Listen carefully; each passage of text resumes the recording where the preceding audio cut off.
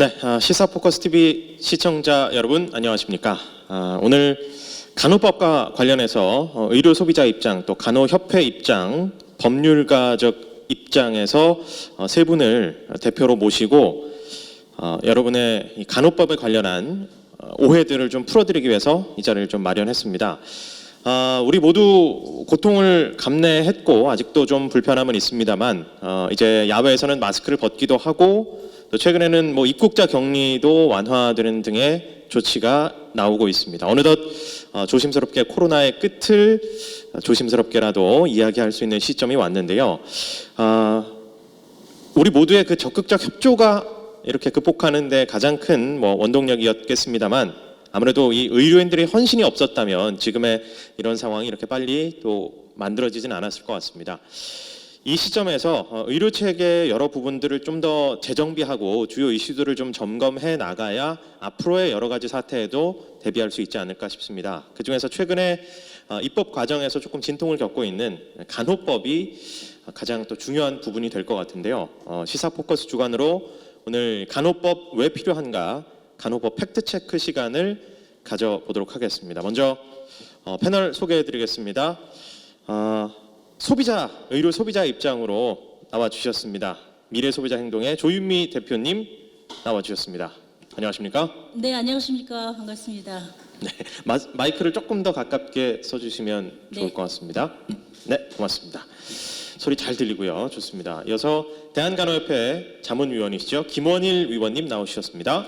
예, 안녕하세요. 김원일입니다. 네, 반갑습니다. 자, 이어서 법무법인 담헌의 이시우 변호사님.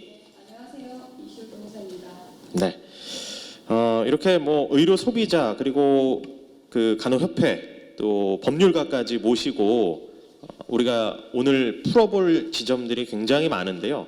하나하나 차근차근 좀 풀어보기에 앞서서 너무 이제 딱딱하게 진행하기보다 오늘 이렇게 귀한 시간 내주셨으니까 최근에 제가 아까 인사하면서 우리 조윤미 대표님이 굉장히 힘들게 코로나를 겪으셨다고 네. 델타로 겪으셔서 병원에도 좀 계셨다고 들었습니다. 그 얘기 네. 조금 한번 여쭤볼까요? 12월 초에 제가 확진이 됐습니다. 굉장히 조심을 했는데 네. 그래서 지금은 굉장히 표정이 밝으셔서 네. 전혀 확진됐던 사실이 네, 없으셨던 것 다행히 같은데. 굉장히 잘 이제 극복이 돼가지고 네, 다행입니다. 정상적으로 이렇게 생활을 하고 있고요. 거의 후유증도 없이 그렇게 마치게 됐습니다. 우리나라 의료 기술 또 의료진들 고생하시고 애쓰시는 것 또 전문성 이런 것들 다시 한번 느끼는 그런 기회가 되는데요. 사실 제가 코로나 걸려서 한 달을 꼬박 병원에 있었는데 그 기간 동안에 정말 그 가까이서 헌신하신 그 간호사님들을 진짜 봤어요. 사실은 입원해서 퇴원할 때까지 중환자실에 있을 때를 제외하고는 의사 선생님은 한 번도 본 적이 없어요.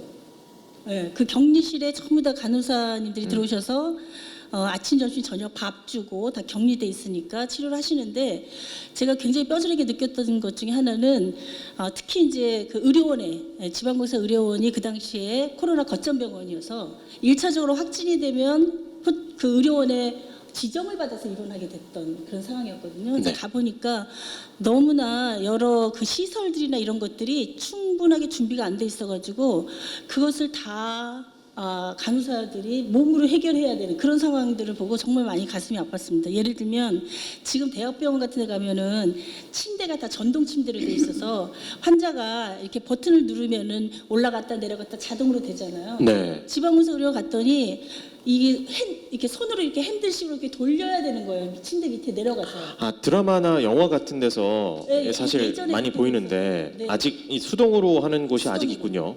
그러니까 이제 숨이 막 차오르고 코로나가 심해지면서 그러면은 이제 자세를 막 바꿔야 되는데 그럴 때마다 침대 밑에 내려가서 이걸 돌릴 수가 없는 거예요. 힘이 너무 드니까. 그렇죠. 그때는 이제 접근할 수 있는 게 사실 이제 네. 간호사 분들이 그렇죠. 다 방역 복장을 한 채로 들어와서 병실에 들어와서 모든 걸 다 도와주셔야 되는 상황이네요. 그렇습니다. 그래서 제가 입원해 있던 그 병실에 4분이 계셨는데 치매가 굉장히 심하셔서 거의 정상적인 대화가 안 되는 어르신이 한 분 계셨고 또 한 분은 귀가 안 들리셨어요. 제 바로 옆에 계신 분. 그리고 그 옆에 계신 분은 교포셨는데 중국에서 오신 분이라 그 임산부였어요. 그리고 이제 제가 있었고 이렇게 4명이 있는데 그걸 전적으로 다 격리 상태니까 보호자도 없고 또 필요한 물품들도 다 공급이 제대로 안 되는 상태에서 그걸 다 간호사님들이 처리를 다 하셔야 되고 밥 먹여야 되고 의학적 치료도 해야 되고 하니까 정말 그 고생이 정말 너무 심하구나 그런 생각 굉장히 많이 다시 한번 하게 되는 그런 계기였습니다. 네. 진짜 코로나 방역 업무도 방역 업무지만 또 치료 시설에서 사실은 인간으로서 좀 두려울 수도 있을 만한 네, 정말 그 전염병이 심하게 앓고 계신 분 곁에서 의료 서비스와 동시에 다른 여러 가지 생활의 불편까지도 다 케어를 해주시는 게 이제 간호사님들인데 물론 의사분들은 당연히 그 처방이나 다른 연구들을 통해서 간호사들에게 적정한 치료 서비스 할 수 있도록 지도를 잘 해주셨겠고요. 그래서 의료인들은 사실 우리가 당연히 어떤 분이 더 많은 공이 있다 이런 얘기는 의미가 없고 사실은 이제 환자 입장에서 가장 이제 접점에 있는 분은 이제 간호사다. 가장 그렇습니다. 친숙한 분들이 간호사다 이렇게 좀 생각할 그리고 수 그런 있겠네요. 인력이라든가 시설이라든가 또는 좀 더 환자가 편리한 상태에서 이용할 수 있는 여러 인프라들 이런 것들이 사실 간호 서비스와 직결돼 있는 건데 그런 부분이 우리가 생각한 것처럼 그렇게 대학병원 이렇게 높은 수준만 생각했는데 실제로 그렇지 않은 현장들이 너무나 많았다. 그래서 그런 부분에 있어서 굉장히 적극적인 지원이 있어야 되겠다 하는 생각을 좀 하게 됐어요. 네. 네네. 자, 의료 소비자의 대표로서 어떻게 보면 또 우리 조윤미 대표님께서 직접 겪으신 얘기를 또 들었는데 이외에도 사실은 크고 작은 상처들 또 아프면 이제 가서 입원을 하게 되면 어쨌든 가장 많이 접하고 모든 불평 불만을 얘기하고 하는 건 아마 간호사분들이어서 많은 분들이 간호사분들은 훨씬 더 가깝게 좀 느낄 것 같은데요. 이 간호사분들의 노고야 우리가 잘 알고 있지만 그렇다면 이제 본격적으로 간호법이라는 게 뭔지 그리고 사실 일반 소비자 입장에서는 우리가 알기로는 의료법이 있는데 간호법이 또 왜 다시 제정이 돼야 되는지 간호법은 뭔지 사실 저도 잘 모르거든요. 그런데 이제 제21대 국회에서 간호법안이 3건이나 발의가 됐고요. 이미 이 법안 내용에 조금씩 차이는 있습니다만은 발의 취지가 이제 고령화 그리고 질병 구조의 변화에 따른 간호 돌봄 체계를 확립하고 숙련된 간호 인력을 확보해서 국민 건강에 증진을 꾀 한다 이런 법안의 취지를 갖고 있습니다. 그렇다면 간호법이 꼭 그러면 있어야 국민 건강 증진이 되는 것이냐? 기존의 의료법의 한계는 무엇이냐? 이런 질문들이 나올 것 같은데요. 일단 간호법의 역사도 보니까 1950년대로 굉장히 좀 옛날로 돌아가더라고요. 옛날 것이 다 나쁘다 이렇게 얘기할 수는 없겠지만 아무래도 지금 인력 이 고령화나 이런 것들이 그때는 좀 반영이 안 됐던 그리고 역사적 배경들이 있었겠죠.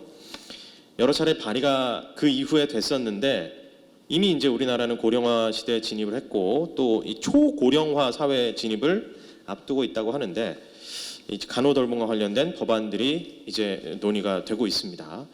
자, 일단 간호법 개괄적으로 어떤 법인지 주요 포인트가 뭔지를 일단 우리 김원일 의원님께 한번 여쭤보고 배경을 한번 우리가 살펴본 다음에 좀 본 토론에 들어가야 될 것 같습니다.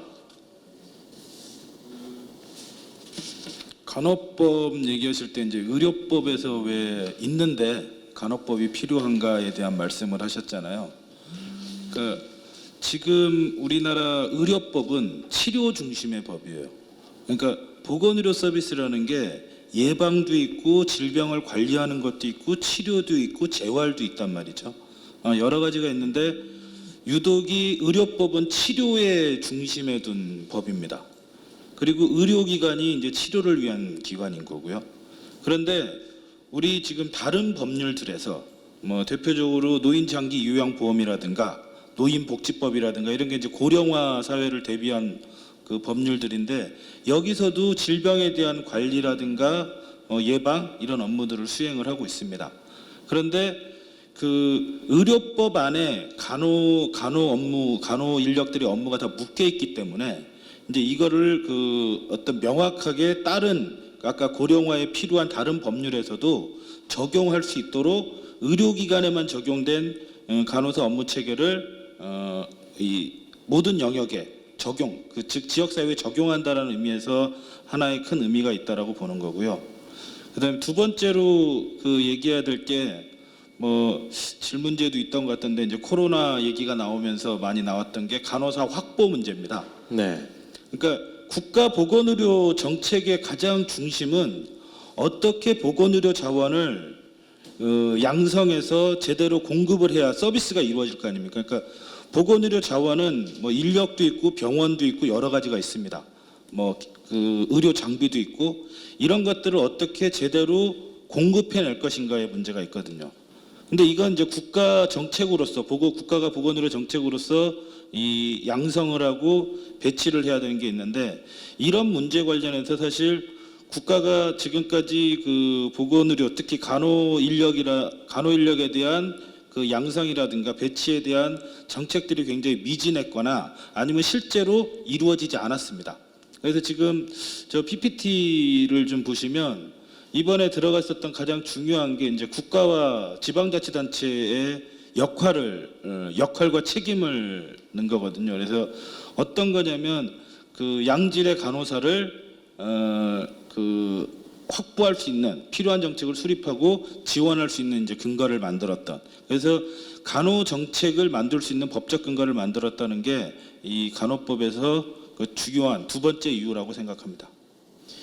치료 중심으로만 되어 있는 기존 의료법의 한계 그리고 간호 정책이 좀 체계화되어 있지 않기 때문에 그 두 가지가 지금 이제 간호법 새로 제정 발의를 하고 있는 이 간호법의 취지다. 두 가지 포인트를 말씀을 해 주셨는데요. 소비자 입장에서 한번 우리 입장에서는 지금 이제 이 간호 돌봄이라는 개념 아마 이제 조현미 대표님은 특히 이제 복지적인 차원에서 좀 접근을 해주실 것 같은데 간호 돌봄과 관련된 법안이 이제 지금 논의되고 있는 시점 지금 이게 지금 이 시점이 적절한 시점인가요? 아니면 뭐 좀 늦었나요? 어떻습니까? 저는 굉장히 많이 늦었다라고 생각이 되는데요. 우리가 지금 말씀하신 대로 초고령화 사회에 진입하고 있고 게다가 핵가족화 되면서 돌봄이라고 하는 게 이미 사회가 해결해야 되는 과제, 가족 단위에서 해결했던 과거 형태 가지고는 돌봄 문제가 더 이상 해결이 안 되는 그런 사회에 우리가 이미 진입하고 있거든요. 그리고 지금 이미 많은 가정에서 돌봄 문제를 해결하지 못하면서 가족 간의 갈등도 일으키고 그리고 서비스가 불충분하니까 돌봄이 필요한 분들에게도 충분한 서비스가 가지 않고 또 시장에서도 사실은 개발돼야 되는 돌봄을 위한 서비스들이 굉장히 많습니다. 상품화 될 수 있는 서비스들도 많아요. 근데 그런 것들도 충분하게 개발이 돼 있지 않습니다. 근데 이 돌봄이라고 하는 시스템 전체 속에 가장 중심 인력이 바로 간호 인력이 되는 것이죠. 해외에서는 이미 의사 인력도 대폭 확충하고 간호 인력도 확충하는 그리고 전문성을 높이는 이 노력들을 10여 년 전부터 장기 로드맵을 제시하면서 국가가 끌고 왔습니다. 그래서 저희도 그런 인력들, 이런 돌봄에 필요한 인력들을 지속적으로 국가가 양성해야 된다, 더 확대해야 된다 하는 주장들을 계속 해왔고 그리고 토론회도 여러 차례 사실 관련해서 했습니다. 그런데 지금 사실 이 돌봄 서비스의 가장 중심에 있는 간호 인력들이 이미 말씀하신 대로 급성기 치료, 막 아파가지고 당장 치료가 필요한 의료기관, 급성기 의료기관에 일하시는 그런 분들도 많이 계시지만 그 외에 지역사회에서 이런 돌봄과 관련된 일을 하시는 인력들이 굉장히 많이 폭발적으로 늘어나고 있어요. 또 국민들이, 소비자들이 그런 서비스를 굉장히 많이 요구를 하고 있는 상황이 되는 거죠. 그래서 뭐 예를 들면 학교, 뭐 어린이집, 뭐 다양한 어떤 건강지원센터들, 보건소 우리가 사실은 가보면은 병원이 아닌 곳에서 굉장히 많은 간호 인력들을 접하게 되고 앞으로 그건 더 늘어날 거라고 생각이 됩니다. 그러면 이게 급성기의 의료기관에 국한돼 있는 법률 체계만 가지고 이런 증가는 거기다가 폭발적으로 증가하고 있는 거예요. 폭발적으로 증가하는 국민들의 이런 서비스 요구, 그다음 다양화되고 있는 돌봄에 관한 서비스 부분을 이 장기적인 어떤 국가 계획을 세워서 만들어 갈 수 있느냐, 체계하고 갈 수 있느냐, 이 고민이 우리가 굉장히 시급한 거고, 네. 이거는 지경의 문제가 아닙니다.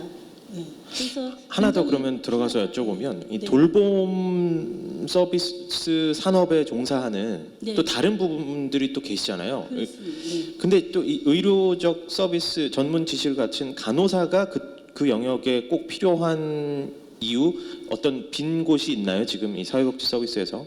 저희가 이번에 지금 논의하고 있는 거는 간호사법이 아니라 간호법이에요.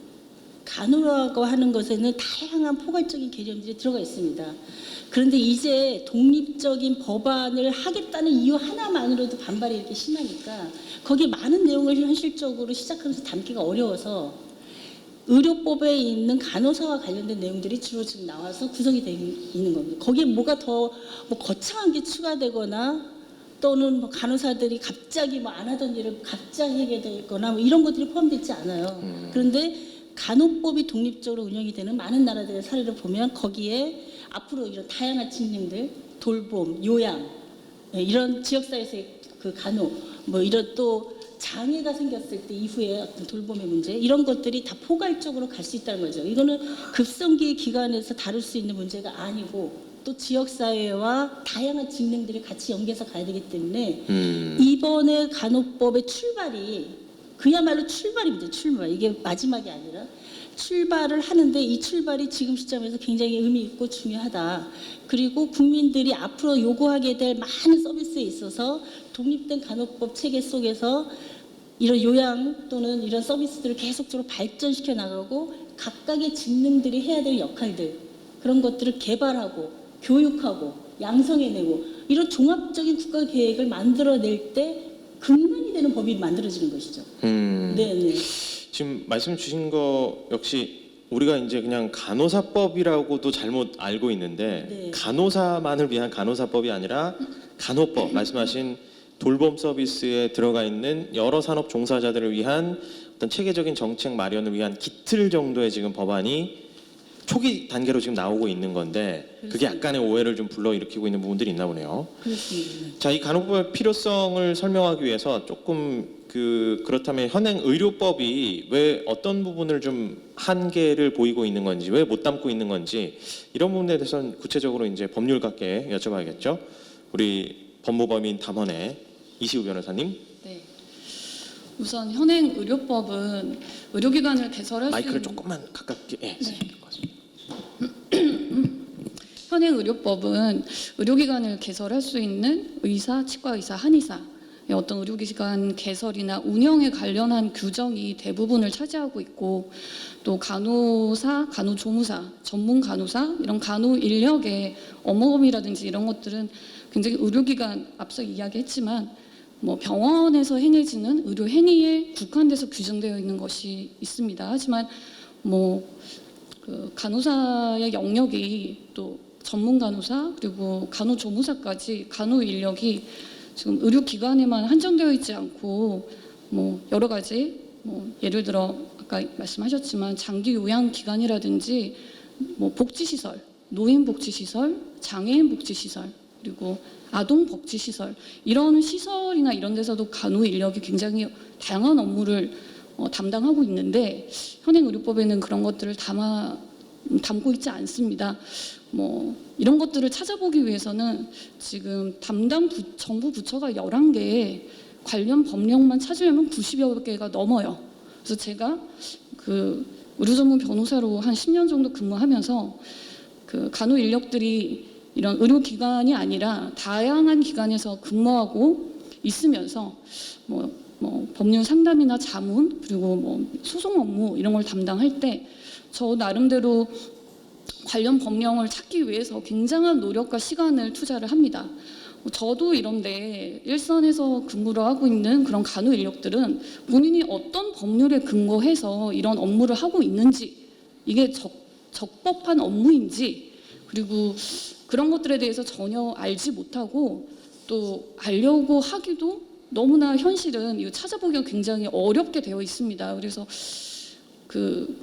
어떻게 보면은 법률이라는 것이 어떤 그 해당 직역 뭐 어떤 이런 직역 이해관계나 이런 걸 떠나서 그 업무를 하고 있는 어떤 자격을 가진 사람이라면 본인이 궁금하다면 해당 법률도 찾아보고 판례도 찾아보고 이런 것들을 좀 접근성이 높아야 되는데 지금 현재는 의료법안에 그런 것들이 없고 한 90여 개로 다 나뉘어져 있습니다. 뭐 일단은 장애인 복지 시설에 관련돼서 일하고 있는 간호 인력은 일단 장애인 복지법부터 찾아봐야 되고요. 의료법이 아니라 다 흩어져 그렇죠. 있군요. 장기 요양기관에 있는 분들도 뭐 보험법 같은 걸 찾아봐야 됩니다. 장기 요양 관련 급여 보험법. 그러니까 의료법만 알고 있는 그러니까 간호사 면허 시험이나 간호조무사 면허 시험을 볼 때는 정말 최소한의 의료 법령을 이제 공부하고 국가고시를 시험 보는데 이런 그 외에 다른 법률에 대해서는 전혀 알지 못하고 그러니까 좀 살 얼음을 걷고 있으면서 일을 하고 있다. 언제 깨질지도 모른다. 이 얼음판이 이런 생각을 하면서 현실에서 굉장히 불안하게 근무를 하고 있습니다. 사실은 그래서 그런 것들이 좀 현행 의료법이 그런 것들 다 담기에는 너무 힘듭니다. 그리고 의료법이 예전에 처음에는 의료 기사가 있습니다. 뭐 임상병리사 그리고 뭐 물리치료사, 방사선사 이런 이제 직역도 사실 의료법 안에 처음에 다 있었습니다. 진료 보조자라는 이름으로 있었는데 일찍이 그 진료 보조자라는 게 이제 삭제되고 별도의 법안으로 제정이 되었고 현재는 의료 기사 등에 관한 법률이라는 이름으로 이제 자격이나 여러 가지 지원 이런 것들이 이루어지고 있습니다. 그래서 간호사만 유독 의료법에서 분리되어서 독립하는 게 처음이다. 이런 게 아닙니다. 그래서 이런 필요성이 지금 대두되고 있기 때문에 특히나 빨리 의료법에서는 이런 것들을 다 할 수 없기 때문에 그리고 뭐 간호사들이 현장에서 의료기관에만 일하는 간호사보다는 더 많습니다. 사실 그러니까 의료기관에서 근무하는 간호사 수가 훨씬 더 많긴 하지만 워낙 이직률이 높다 보니까 그런 다양한 기관에서 근무하는 또 의료 간호 인력들이 굉장히 많습니다. 그분들이 좀 법적으로 접근성을 좀 빨리 찾아가지고 안전하게 업무를 보고 본인의 법적 권리가 무엇이고 의무가 무엇이고 어떤 것을 위반하면 처벌을 받고 면허는 어떻게 정지가 되고 취소가 되는지 이런 것까지 전부 확실하게 알면서 일할 수 있는 그런 간호법이 빨리 제정됐으면 합니다. 네. 제가 약간 보완해서 지금 이제 2016년짜리긴 한데요. 간호사 취업 현황을 지금 찾아서 좀 온 게 있어서 잠깐 말씀드리면 네. 의료기관에 취업해 계신 분이 지금 48% 정도. 그 다음에 그 비직장 가입자, 그러니까 일반 지역사회 관련돼서 일하시는 분들이 약 30.5%. 그리고 직장에 가입돼서 직장과 관련해서 예를 들면 뭐 산업보건이라든가 그런 쪽 하시는 분들이 14.4%. 그리고 요양시설, 교육기관, 공공기관이 한 0.9% 정도, 1% 남짓 이 정도 되고요. 정부 부처와 관련돼서 일하시는 분들이 4.8% 이렇게 되어 있습니다. 네, 그러니까 사실 절반이 약간 안 되는 분들이 지금은 아마 이게 더 줄었을 거라고 생각이 들긴 하는데 네. 절반이 안 되는 분들이 의료기관에 실제로 일하고 계시고 네. 더 많은 분들이 기타 여러 활동들을 하고 계시다. 이렇게 이해할 수가 있을 것 같습니다. 네, 지금 이제 의료법은 의료기관에서 정말 그 치료하는 행위에 좀 더 초점이 맞춰져 있고 그런데 확장된 영역이 이미 너무 커져 버리는데 거기에서 근무하시는 분들은 내가 이게 지금 확실한 내 영역인지 불법인지 아닌지도 모르고 자신 있게 내 전문 역량을 펼치기가 좀 어려운 상황이라는 그런 말씀으로 좀 정리를 할 수가 있을 것 같은데요. 우리 위원님, 이럴 때는 보통 이제 우리가 해외에 어떤 사례가 있나 보통 좀 알아보게 되는데 해외 간호법이 있습니까? 어떻습니까? 지금 1923년도에 미국에 처음 이제 간호법이 등장을 했고요. 그리고 많은 국가들이 간호법이 있죠. 그리고 있는 게 너무나 당연한 게 아까 뭐 여러 가지 얘기를 하셨는데 이제 간단히 정리하면 그런 겁니다. 그러니까 의료법이 의료기관에서 이루어지는 행위에 대해서 업무가 정해져 있는데 문제는 간호사의 업무가 다른 법률에도 간호사의 업무가 적용될 거냐 말 거냐에 대한 문제예요. 근데 적용할지 말지에 대해서 불명확한 거예요. 왜냐하면 만약에 아까 얘기했던 대로 노인 장기 요양 기관에 아니면 노인 복지 시설에서 간호사가 도대체 무엇을 해야 되지? 그럼 일반적으로 의료법에만 간호사나 간호조무사의 업무가 있으니까 그거를 할 거라고 생각을 해서 하는 건데 그 실제로 이제 명확하지가 않은 거죠. 그렇게 적용된다라는 게 없고 그리고 우리나라 그 의료법이 또 이 의료기관에서 의료업을 해야 된다라는 조항 때문에 실제로 의료기관 밖에서 의료행위를 하는 거에 대한 또 법적 문제가 제기될 수 있는 여지가 또 있는 거란 말이죠. 그래서 이제 그런 부분들을 명확하게 하기 위해서 지금의 간호사, 즉 간호법에 정해진 간호사의 업무는 의료기관뿐 아니라 지역사회, 즉 의료기관의 이외의 영역에서도 간호사의 그 면허된 업무를 할 수 있다라는 게 바로 핵심입니다. 그러니까 그럼 명확해지잖아요. 다른 법률에서 간호사가 의료기관뿐 아니라 다른 기관에서도 한다라고 얘기를 하는 거고요. 그런데 지금 의사협회라든가 이쪽에서 주장하는 게 그런 거죠. 이게 간호사가 의료기관 밖에서 의료행위를 하려고 한다. 뭐 이런 주장이 나오는 거죠. 근데 그건 당연한 겁니다. 이미 왜냐하면 실정이 이미 되고 있는 거죠. 상황들인데, 네, 그렇죠. 네, 그것을 오히려 명확하게 법조화하자라는 예, 말씀이신 예. 거고. 네, 그리고 프랑스 얘기를 간단히 좀 더 드리면 간호법이 없는 나라도 있어요. 공중보건법이라고 해서 이제 프랑스는 공중보건법이 있단 말이죠. 근데 문제는 공중보건법의 적용 범위는 우리나라처럼 의료기관이 아니라 모든 영역인 거예요. 그러다 보니까 공중보건법 안에 뭐 의사편, 간호사편 이렇게 있는 거죠. 그러니까 뭐 간호법이 모든 나라에 다 있다. 근데 대체로 간호법을 별도로 두었을 때 훨씬 더 효과적이기 때문에 대다수의 나라들이 간호법을 가지고 있는 겁니다.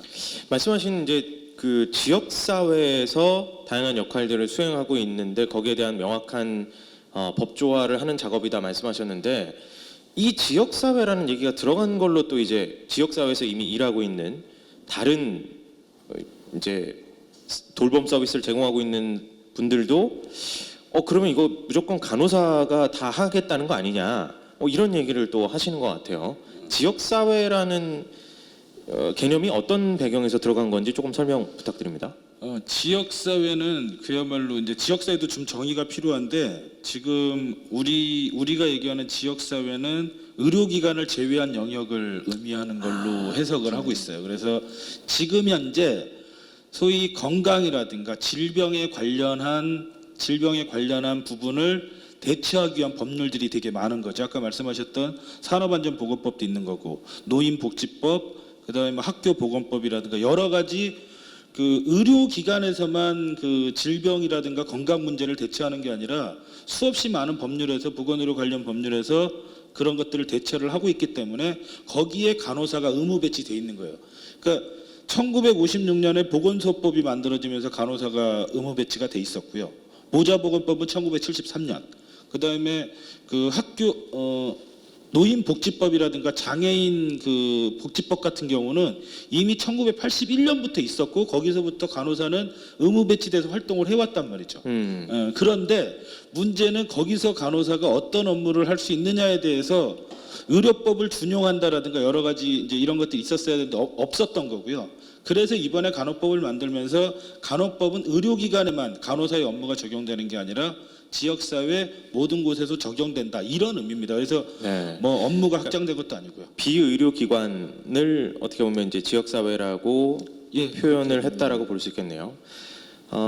이제 비의료기관에서 실질적으로 업무를 수행하고 있는 간호사들에 대한 명확한 법 조문, 권리와 의무를 명확하게 하는 작업이라고 하는데, 이게 일선에서 어쨌든 그 간호조무사님들이나 아니면 뭐 심리상담사나 사회복지사나 말 그대로 이제 지역사회라는 곳에서 그런 돌봄을 하고 있는 다른 직역들이 간호사가 침해해 온다라고 좀 위협을 느끼시는 게 가장 좀 오해 중에 가장 큰 오해인 것 같아요. 이 부분에서 좀 명확하게 설명을 좀 해주실 수 있을까요? 이제 그 부분에 대한 오해도 되게 큰 게, 사실은 그 이미 간호사와 그 돌봄 인력들이 같이 협업을 해서 일을 하고 있단 말이죠. 이미 하고 있는 거고, 그리고 지금 뭐 간호조무사분들도 당연히 지역사회에서 지금 현재 일을 하고 있어요. 근데 그분들도 업무가 의료법으로만 갖춰져 있는 겁니다. 그럼 도대체 지역사회에서는 어떤 업무를 할 거냐라는 문제가 있는 거죠. 그걸 명확히 한 것인데, 이제 현재의 법률에서 이제 그걸 적용을 애매모호하게 하다 보니까 뭐 간호조무사분들이 혼자 배치돼 있다라든가 이런 문제들 때문에 사실 지금 뭐 일자리를 뺏긴다라고 얘기를 하는 건데, 지금 원래 간호조무사분들은 간호사 업무를 그 보조해서 하는 거고, 그러니까 특히 간호 업무에 관련해서는 그런 거죠. 그래서 간호조무사인 거고, 만약에 진료 업무 관련해서 간호사가 의사 진료를 할 수 없듯이 사실 간호조무사분들도 단독으로 간호 업무를 할 수 없는 거거든요. 그렇기 때문에 그 업무 체계를 좀 명확히 한 거고, 그렇다고 보조 업무가 없어지는 건 아니죠. 다만 업무가 명확해지다 보니 간호사를 보조하게 되는 업무를 하게 되는 거에 대한 문제 제기를 하는 거지. 근데 만약에 국민들 입장에서 보면 간호조무사분들이 갑자기 지역사회로 나가니까 의료기관에서는 간호 업무를 보조했던 게 갑자기 지역사회에 나갔더니 간호 업무를 한다. 이게 동의가 되겠습니까? 그러니까 이게 안 되는 거죠. 그러니까 그런 문제라고 보는 거고, 그것은 침해라는 게 아니라 정확히 얘기해서 어떻게 돌봄을 더 체계적이고 안정적으로 수행하는 시스템을 만들었느냐의 문제인데, 간호법이 그걸 명확하게 한 거죠. 그리고 요양보호사분들 같은 경우도 문제가 좀 심각한 게, 이번에 이제 빠지기는 했지만 요양보호사분들도 그 요양보호사가 일할 수 있는 영역이 딱 정해져 있습니다. 저 노인 장기 요양 기관이라고 하는 데만 딱 정해져 있거든요. 거기 이외의 다른 영역에서는 사실 그분들의 국가 자격의 그 어떤 역할들이 배제가 돼요. 그러니까 지금 만약에 의료기관의 간병 인력이나 아니면 장기 요양기관의 요양보호사는 하는 업무는 거의 유사하단 말이죠. 유사한데 요양보호사가 노인 장기 요양보험에 가면 그 법적 지위를 갖는 반면에 의료법으로 오면 아무런 의미가 없어집니다. 그러니까 간병 인력에 대한 특별한 자격 기준도 없는 거고요. 네. 그렇기 때문에 사실은 만약에 그 다른 돌봄 인력이 그 간호법에서 제도화된다라면 간호사와 같이 아니면 간호 인력과 같이 일하는 돌봄 인력들은 그 영역이 훨씬 넓어지는 거죠. 네. 그러니까 그 돌봄 서비스가 이 소비자 입장에서 보면 이제 좀 질적 향상이 이루어질 수 있다. 조금 체계적이지 못했던 부분들이 조금 더 체계화되는 부분이 생길 수가 있을 것 같은데, 실제로 이런 간호조무사나 간호사의 업무 영역이 법적으로 명확하지 않음으로써 발생했던 어떤 사례들이 혹시 변호사님 생각나는 게 혹시 있으실까요? 이를테면 좀 그 쉽게 이 정도는 그러니까 의료법에서 명확하게 이제 간호사의 역할을 규정해주지 못하다 보니까 이런 비의료 기관에서 일어나는 행위 중에 간호사가 자신 있게 어떤 행동들을 했는데 이게 법률적 해석, 법이 좀 미비돼서 다툼의 여지가 있었던 그런 케이스들이 좀 있나요? 그러니까 혼란스러운 케이스가? 이제는 학교보건법이 이제 보건교사 관련해서 학교보건법이 개정이 많이 돼서 어떤 응급처치나 그러니까 거의 의사처럼 진료 행위를 하죠. 그 학교보건법에 의하면은 보건교사는 뭐 학생이나 뭐 교주관이 그건 또 학교보건법에 제정돼 있습니다. 있나요? 학교보건법을 찾아보면, 그러니까 개정되기 전에는 응급 환자가 발생되거나 했을 때는 일단 뭐 가장 비친습적인 의료 행위만 하고 119를 빨리 부른다든지 해서 긴급하게 병원으로 이송하는 게 사실 전체였는데, 개정을 통해서 뭐 갑자기 소아 비만, 아니 소아 당뇨 환자 같은 경우에는 저혈당 쇼크로 갑자기 이제 급하게 저혈당 쇼크라든지 여러 가지 이렇게 응급 상황이 발생됐을 때 어떤 투약을 할 수 있게끔 학교보건법이 개정이 됐거든요. 근데 그 전에는 그런 행위를 하면 사실 이게 의료법에 27조 1항에 무면허 의료행위 금지 조항이 있는데, 간호사 면허를 받은 자도 면허 범위 밖의 의료행위를 하면 무면허 의료행위로 처벌을 받게 됩니다. 그래서 이런 부분이 이제 해결되지 않았기 때문에 굉장히 좀 그런 상황이 응급 상황이 발생됐을 때 할 수 있음에도 불구하고 해야 함에도 불구하고 그런 것들 때문에 하지 못했고 그런 골든 타임을 놓치거나 그런 경우는 기존에는 좀 있었죠. 그래서 이제 개정이 되고 이렇게 네. 된 걸로 저는. 이제 조현민 대표님께도 한번 여쭤볼게요. 실제 이제 의료 소비자 입장에서 이런 부분이 미비돼서 답답한 어떤 그 하소연 때문에 어떻게 보면 이제 간호법 지금 제정에 적극 좀 찬성을 하고 계신 것 같은데, 어떤 의료 소비자의 목소리를 좀 듣고 오셨는지요? 가장 많은 이야기가 나오는 건 역시 의원에서의 행위에 대한 부분인 것 같아요. 현재는 이제 의료법상의 의원에서 간호조무사들이 주로 배치돼 있고 간호사들이 의원이라고 하면 이제 의원. 병원보다 낮은 조그마한 동네 규모의 의원. 예, 네. 네. 거기에서 하는 그 대부분 다 간호조무사들이 이제 취업해서 일을 하고 있는데 네. 그 하는 행위가 그 의료인으로서 일정 정도의 교육 기반이 갖춰져야만 할 수 있는 행위를 넘어선 뭐 주사 행위라든가 검사 행위라든가 이런 것들이 이루어지는데 소비자들은 아, 저 사람이 저런 걸 하는 거 보니까 간호사인가 보다. 사실 뭐 면허를 간호사님 다 간호사님 하지 우리 다 간호조무사님 간호사로 보니까. 네네. 잘 구분 못 하거든요. 네, 예. 그래서 어떤 나라에서는 조무사인지 간호사인지를 그 의료 소비자들이 명확하게 구분할 수 있도록 표시를 정확하게 하도록 하고 있는 나라도 있습니다. 규정을. 왜냐하면 어떤 행위라고 하는 것은 그 행위에 기반이 되는 지식과 경험, 뭐 전문성 이런 것들을 바탕으로 해서 국가가 이런 행위가 가능한 직업입니다, 직능입니다라고 하는 걸 인정하는 게 면허잖아요. 그러니까 면허 범위 안에서의 그 행위를 해야지만 정확하게 되는 건데 그걸 벗어난 행위에 대한 규율을 하는 거거든요. 그래서 그거를 일반 그 서비스를 받는 사람도 판단할 수 있도록 그런 규제를 하고 있는 데들이 있다는 것이죠. 근데 우리는 거의 혼재돼 있어서 사실은 그 제대로 내가 이런 서비스 받고 있지만 저분이 간호사일까, 조무사일까, 저분이 정확히 알고 나한테 이런 행위를 하는 걸까 불안한 경우들이 꽤 있는 거예요. 그래서 그에 대한 소비자들의 불안감 같은 이야기들을 굉장히 이제 많이 하고 있는 거죠. 그래서 우리도 저분이 간호사인지 저런 행위가 가능한 건지 이런 걸 명확하게 알 수 있게 해줬으면 좋겠다. 이런 얘기들을 굉장히 많이 하고 있는 거고요. 네.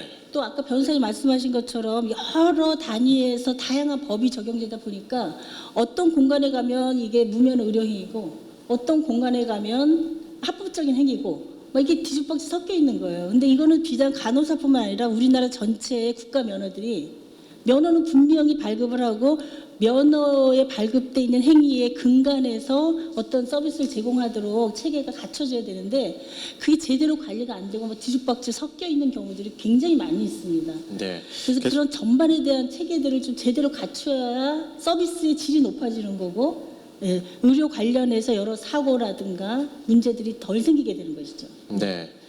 그러니까 소비자 입장에서도 사실 지금 이렇게 혼란스럽게 돼 있을 경우에 간호사가 자신 있게 전문 역량을 발휘하지 못하는 것은 결국 소비자의 의료 소비자 우리 국민의 그 손해라는 생각이 지금 드는데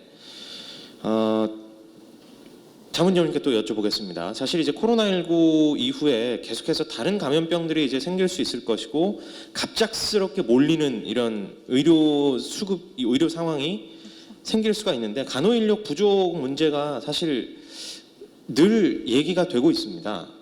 이게 간호법에서 어떤 간호인력 부족 문제 해결에 대한 그런 실마리가 담겨 있을까요? 대책이 있을까요? 예.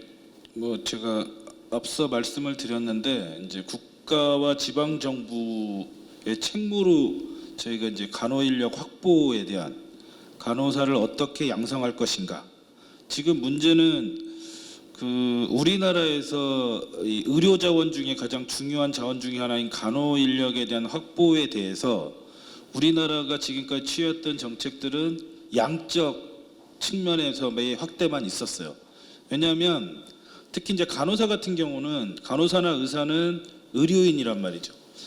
그래서 저번에 보셨잖아요. 2020년에 뭐 지역 의사제 의대 정원을 늘리는 문제를 갖고 굉장히 그렇죠. 논란이 파업까지 있었고, 갔었죠. 네.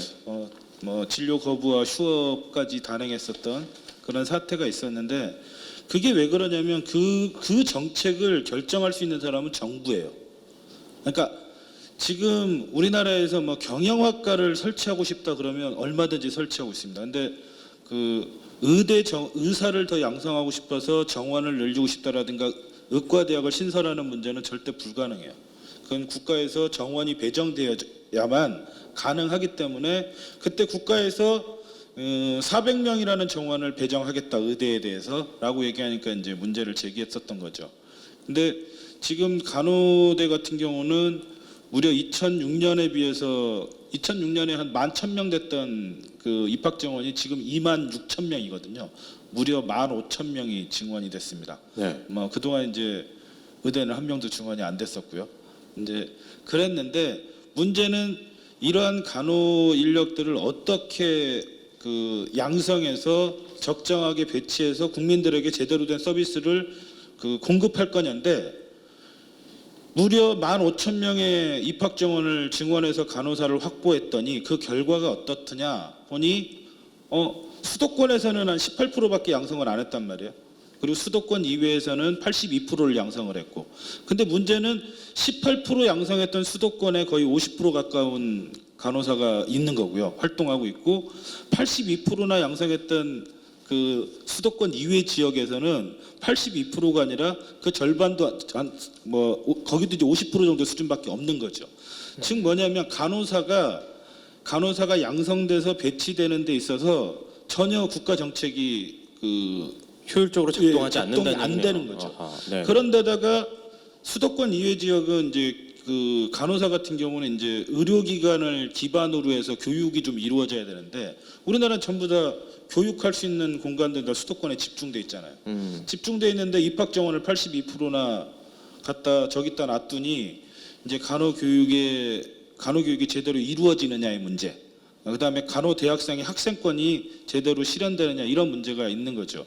그래서 이런 문제들, 그리고 또 하나가 간호사를 양성을 했더니 간호사 면허가 7년 정도만 되면 다들 이제 평균 7년 정도밖에 근무를 안 하더라. 이런 문제가 되는 겁니다. 근데 7년 정도밖에 안 된다라는 얘기는 그만큼 간호사들이 그 활동하는 근무 기간이 짧다라는 거고, 그러다 보니까 간호사를 양성해도 계속 부족한 문제가 발생이 되는 거죠. 그래서 지금 아까 말씀드렸던 대로 장기 근속을 어떻게 하고 그다음에 이직을 방지할 수 있는 정부 정책과 방안을 만드는 것을 간호법에 담아놓고 있습니다. 네. 간호법이 좀 더 효율적으로 작동이 된다면 정부에서도 좀 책임을 갖고 법에 의해서 효율적 자원 배분 이런 것들이 좀 더 가능해지고, 정부의 책임으로 정부가 그런 정책을 수립하는 것을 법적 책임으로 담고 있는 거죠, 간호법에. 네.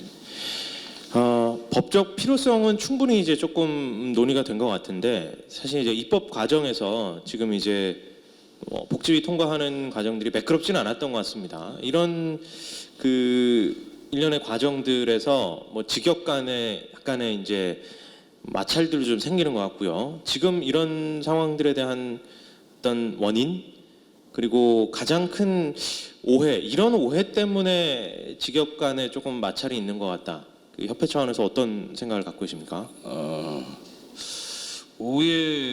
이게 오해라고 얘기해야 될지 모르겠는데 몇 가지, 사실 오늘 좀 주제가 팩트체크 중심으로 좀 얘기가 됐으면 그런 얘기를 좀 많이 드렸을 것 같은데, 가장 큰 오해는 그거였어요. 간호사가 독자적인 진료를 한다, 독자적인 의료를 하게 된다, 간호법이 만들어지면. 이건 굉장히 위험한 얘기거든요. 그러니까 제가 아까 얘기했던 대로 간호조무사분들이 지역사회에서 독자적으로 간호를 하겠다라고 하게 되는 게 굉장히 위험하듯이, 의사가 해야 될 독자적인 진료나 의료를 독자적으로 한다, 이거 굉장히 위험하고 국민들한테는 굉장히 위협으로 다가오는 거죠. 근데 그게 심지어 의료기관을 따로 뭐 개원할 수도 있게 된다, 뭐 이런 얘기도 그렇죠. 있었던 것 같은데, 간호사가. 네. 그게 사실입니까? 그러니까 간호법 안에 그게 없죠. 없을 뿐만 아니라 우리가 통상 그렇게 얘기를 해요. 그러니까 뭘 개원한다고 얘기를 하는 거는 건강보험이 적용되는 기관을 얘기하는 거예요. 그냥 누구나 다 개원은 할 수 있습니다. 방문간호기관 개원하겠죠. 근데 거기서 무슨 서비스를 할 거냐는 법에다 정해진 것만 해야 되는데 법에 정해진 게 없잖아요. 그러니까 개원을 할 수 없는 거죠. 그리고 지금 방문간호기관을 간호사가 개원할 수 있습니다.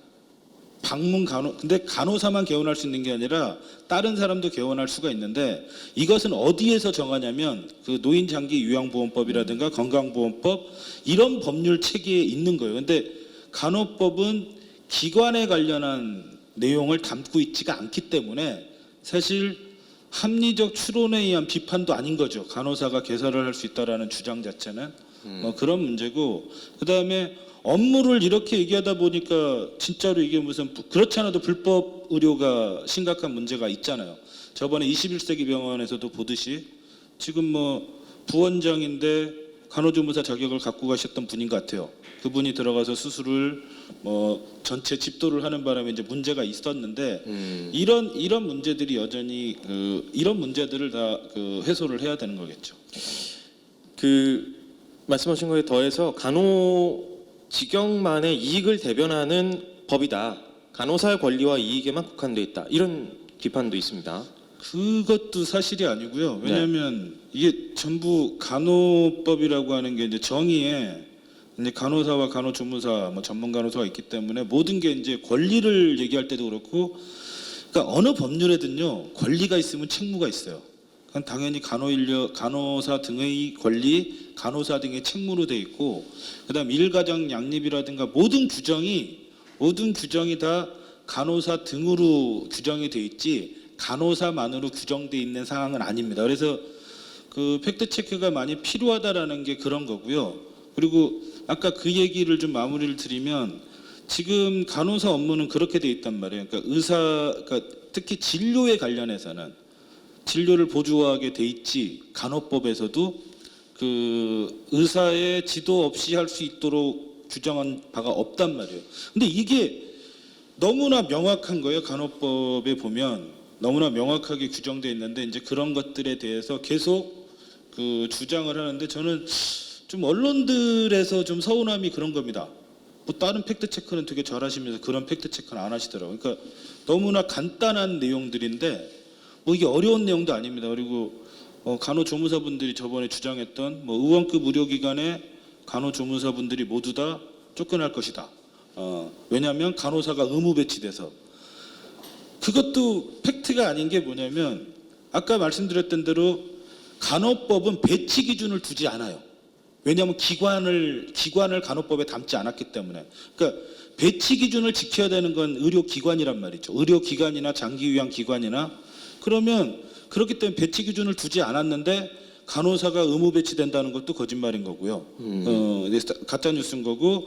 그다음에 그렇기 때문에 당연히 의원급 의료기관의 간호사가 의무 배치돼서 간호조무사 일자리를 빼앗는다 이런 얘기 자체가 성립이 안 되는 거죠. 근데 그런 주장들이 굉장히 많이 오면서 이게 간호사 직역법에 또 불법 의료를 조장하는 법으로서 이제 프레임이 좀 씌워졌던 게 제일 큰 문제가 아니었었던가 생각을 하는 거고, 근데 이제 그런 문제들에 대해서 상당 부분 이제 저희도 많은 주장을 해서 갑론을박은 있는데 어쨌든 그것이 이 간호법 가는데 이제 대외적으로는 가장 좀 어려움이었다 이렇게 생각을 하고 있습니다.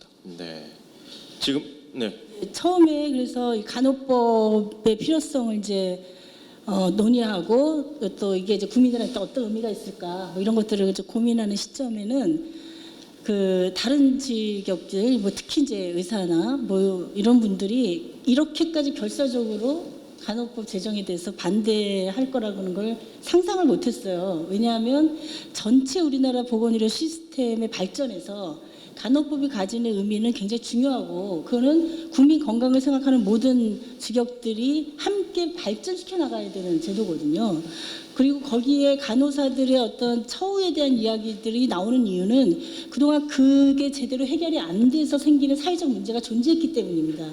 예를 들면 열심히 양성을 해놔서 전문 인력을 양성해놨는데 여전히 현장에서는 부족한 거예요. 왜냐하면 경력을 오래 유지하지를 못하고 단절이 계속 일어나기 때문에 이게 사회적인 문제가 됐던 거죠. 그래서 이제 그런 부분들에 대한 것들을 이제 간협이나 이런 데서 처우 개선이라든가 인력이라든가 이런 문제들을 강조하는 건데 전체 법체계에서 보면 이 부분은 지금 시점에서 반드시 필요한 여러 가지 요소들을 갖고 있습니다. 그리고 이걸 시작으로 해서 국가가 더 발전적인 좀 선진화된 어떤 보건의료 체계를 새롭게 구축해야 될 필요성이 분명히 있는 건데 도대체 왜 이렇게 심하게 반대를 하실까? 그 주장하시는 내용들을 꼼꼼하게 여러 차례 들여다봤는데요. 가장 핵심적인 거는 지금 당장의 간호법의 조항의 문제라기보단 이게 어디로 튈지 모르겠다는 두려움. 네, 이게 저는 제일 큰 것 같은 생각이 들었고 제 판단이 맞는지 모르겠지만 그런 생각이 들었고 두 번째는 단일한 의료법 체계 안에 있을 때 그게 자신들의 어떤 법적인 권한 내지는 자신들의 영역 뭐 이런 거라고 생각을 굉장히 강하게 하시는 것 같아요. 거기서 나가는 뭔가는 자신들로부터 이렇게 독립해서 떨어져 나가는 뭐 이런 문제들을 가장 핵심적으로 이야기하고 계신 것 같고, 나머지는 사실 말씀하신 대로 팩트 체크를 해보면 기존의 법안이라든가 현재 그 통과시키려고 하는 법령에 그렇게 구체적으로 명시돼 있거나 하는 내용이 전혀 아닌 것들을 가지고 여러 가지 얘기들이 막 일파만파 가짜 뉴스 같은 것들이 가는 경우들이 굉장히 많은 것 같다, 그런 생각이 좀 듭니다. 그런 약간 뭐 이 가짜 뉴스라고 할 수 있는지 모르겠는데 그런 부분들에 있어서 이번 이제 법안 처리 과정도 좀 곱지 않은 시선들도 많이 있으신 것 같아요. 뭐 날치기다, 졸속이다. 법안 처리 과정에서 그런 얘기들도 있는데 그러니까 어떻습니까? 어떤 입장이십니까? 이게 그런 거예요. 그러니까 사실 이제 시작으로 치면 어디서부터 시작을 해야 되냐면, 간호법 논의할 때 뭐 2005년도는 좀 차치해 두더라도 지난 국회에서 이제 간호법이 2건이 발의가 됐었고, 근데 지난번 국회, 이번 국회 말고 지난번 국회가 가장 일 안 하는 국회로 유명했습니다. 법안 거의 뭐 1년에 한 2달 법안 심사했나요? 뭐 그게 이제 뭐 제 얘기가 아니라 신문에 난 얘기니까. 그러다 보니 간호법이 발의가 됐음에도 불구하고 논의조차도 못 되고 끝냈어요. 그리고 이제 국회의원 임기가 끝나면 법안은 임기 만료 폐기가 돼버립니다. 그래서 사실 총선 때 저희가 했었던 게 있어요. 총선 때 이번에는 그렇게 하면 안 되겠다는 생각에서 저희가 총선 때 지금 여기 PPT 보시면 이때부터 협약을 한 거죠. 간호법 제정에 대해서 협약을 해달라. 이게 4월 달입니다. 그러니까 국회의원 임기가 이번 국회 임기가 그 6월 1일부터 시작했거든요. 그러니까 4월 9일 날 총선할 때 저희가 이렇게 협약을 했고, 그다음에 국민의힘하고도 이제 간호법 제정에 대한 정책 협약을 했는데, 이게 저 협약서가 그냥 개인하고 한 게 아니라 당 정책의장하고 협약을 했었던 거죠.